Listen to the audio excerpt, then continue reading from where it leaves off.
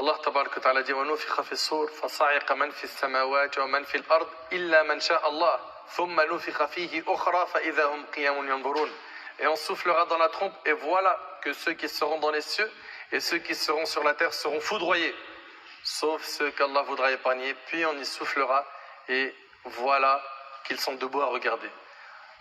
Parlons maintenant du souffle de la résurrection. Quand Allah tabaraka wa ta'ala voudra faire revenir ces créatures et les faire revivre, il ordonnera à Israfil de souffler dans la trompe. Alors les âmes seront restituées à leur corps, et les gens se leveront devant le Seigneur de l'univers. Allah nous a informé de la scène de la résurrection. Écoutez bien. وَنُفِخَ فِي الصُّورِ فَإِذَا هُمْ مِنَ الْأَجْدَاثِ إِلَى رَبِّهِمْ يَنْسِلُونَ قَالُوا يَا وَيْلَنَا مَنْ بَعَثَنَا مِنْ مَرْقَدِنَا هَذَا مَا وَعَدَ الرَّحْمَنُ وَصَدَقَ الْمُرْسَلُونَ إِنْ كَانَتْ إِلَّا صَيْحَةً وَاحِدَةً فَإِذَا هُمْ جَمِيعٌ لَدَيْنَا مُحْضَرُونَ. Et on soufflera dans la trompe, et voilà que des tombes, ils se précipiteront vers leur Seigneur en disant « Malheur à nous, qui nous a ressuscités de là où nous dormions ?» Ça c'est dans le Coran. C'est ce que le tout miséricordieux avait promis et les messagers avaient dit vrai. Ce ne sera qu'un seul cri. Un seul cri. Et voilà qu'ils seront tous amenés devant lui.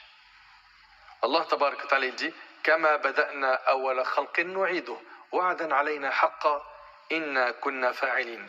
Le jour où nous plierons le ciel comme on plie le rouleau des livres, Allah Ta'ala nous dit, tout comme nous avons commencé la première création, ainsi nous la répéterons. C'est une promesse qui nous incombe et nous l'accomplirons.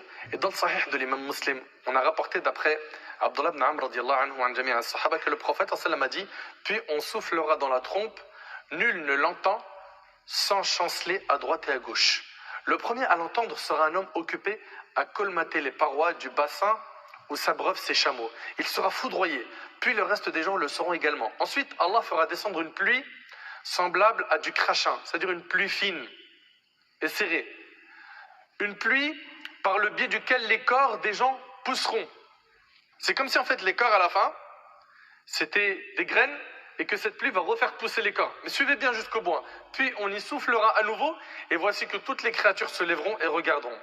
La germination des corps de la terre, après qu'Allah subhanahu wa ta'ala aura fait descendre l'eau qui les fait germer, est semblable à la germination des plantes sur la terre quand l'eau descend du ciel.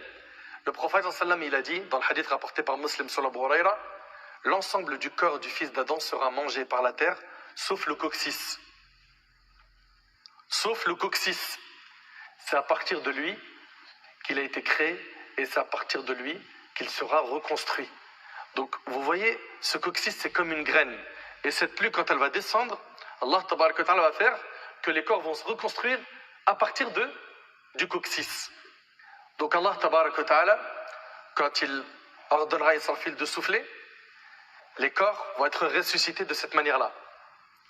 Et peu importe que la personne ait été noyée, ou qu'elle soit morte brûlée, ou sous des décombres, tout le monde, sans exception, sera ressuscité par Allah tabaraka wa ta'ala et sera présenté au Seigneur des mondes pour le jugement.